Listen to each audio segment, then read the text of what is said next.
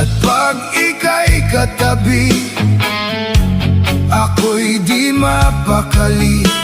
Walang ibang iniisip kundi ikaw lagi. Sinubukan ko ika'y kalimutan, ngunit hanggang ngayon di ko makakayanan, pagkat ikaw ang laman ng puso ko't isipan.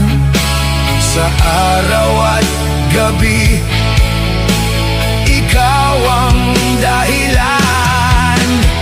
Hindi ako makatulog sa kakaisip sa'yo, pagkat ikaw